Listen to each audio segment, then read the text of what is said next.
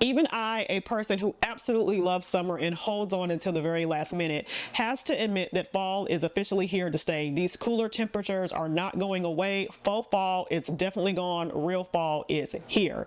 So this is why I have shifted focus to fall sewing, and I just want to share with you some things that you'll see coming up for me on this channel and on my blog. I'm Tiffany of Tip Stitched, and welcome back to my YouTube channel where we discuss all things sewing and DIY. The first project is a sweatsuit, and I plan on matching or using two different patterns to make this two-piece set. First up, I'm going to be using the Casey free sweatshirt pattern from So Much Ado, and I'm going to pair that with the Made for Mermaids Winnie like sweatsuit jogger wide leg pants. For this set, I'm going to use this red French terry that I was able to grab from Joann's, and when they were having their going out of business sale, I found a 2-yard piece at one store, and then later on in the sale process I found a 3-yard piece. So that should be enough to make both the sweatshirt and the sweatsuit pants. I love this because it's really soft, it's relatively lightweight, it is a nice heathered red color. You know I love red, so I think that this will be a really cute set that I can wear on like a daily basis, on a weekend basis. It might not be heavy enough to transition into the dead of winter because this is a lighter French terry, but it's going to be great for these fall cooler temps before we really get to the cold temps. Okay, this second project is not going to be nearly as practical as the first, but I still think it's going to be really fun.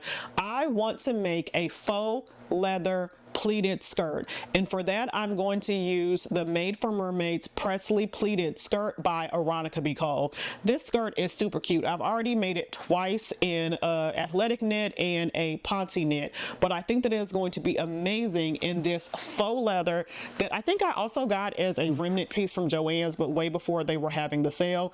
This will work because this faux leather does have stretch in one direction, however it doesn't have stretch in the other, so I have to make sure to cut the pieces out right. And because this doesn't have the same amount of stretch as the French terry or the athletic knit that I used before, I am going to go up a size to make sure this fits, because I only have 1.5 yards of this, and that's exactly what the pattern calls for. I think that this skirt will pair really nicely with the bomber jacket that I made last year using Julian's bomber jacket pattern. I also think that if I get those sheer looking fleece tights and pair it with some boots, it's going to be the ultimate cute go out outfit for fall while still being super comfy. If you're new to my channel, you might be wondering what these bags are for, and I call these my project bags. I use this to keep everything together during and before I start the sewing process. So if I come into my sewing room and I want to sew a project, I can grab this bag and now have everything I need.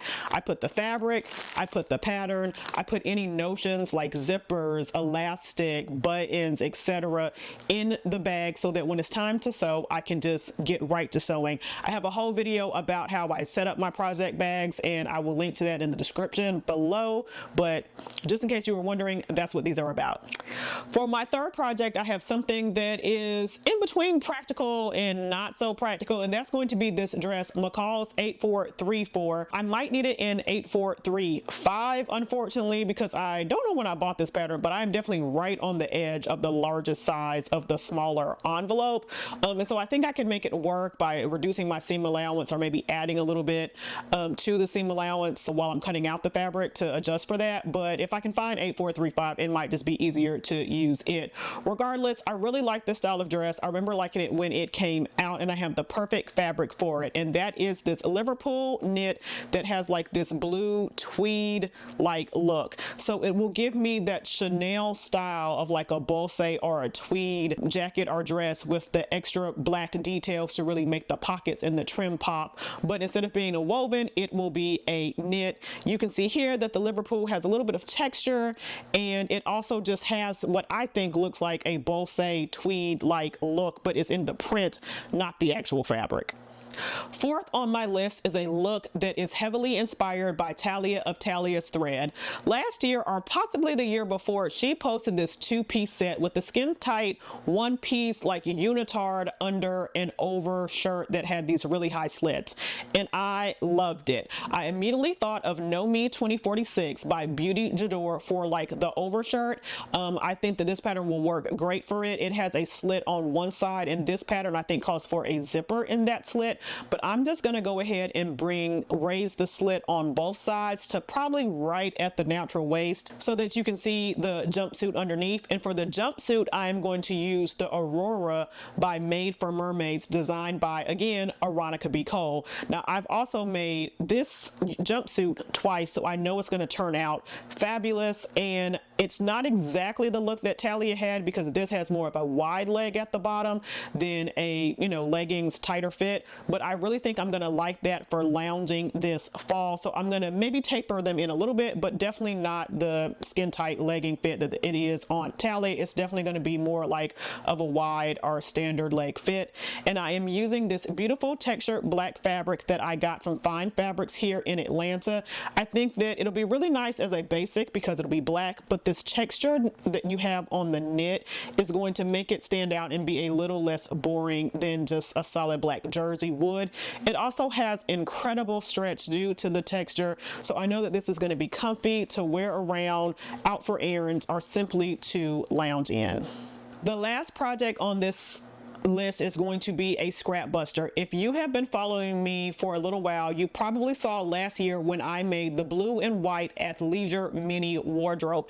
If you didn't, check the link in the description below, because I go through 6 pieces that I made to make a whole set of athleisure wear.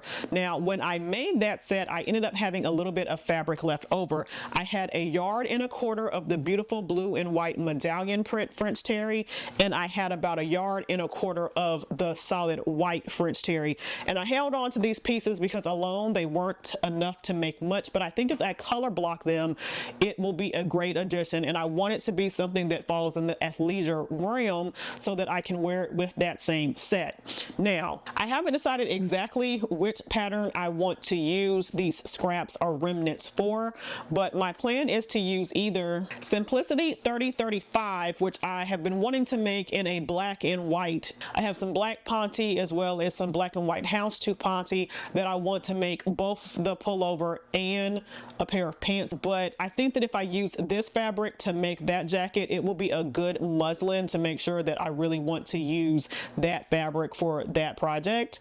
Or I may opt for McCalls 7482, which is another jacket that lends itself to being color blocks.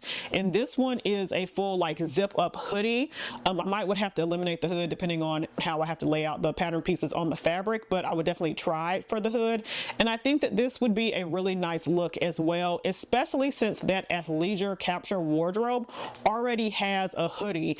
And even though the pullover from the McCalls pattern isn't the same as the sweatshirt that I already have in that collection, but just being able to zip it fully off and treat it more as a jacket than a pullover or a sweatshirt makes me lean towards the McCalls 7482 over the Simplicity 3035, but we'll see what I end up deciding to cut when it comes down to that time. All right, so that's it. Those are the 5 patterns or projects that I plan on sewing this fall season.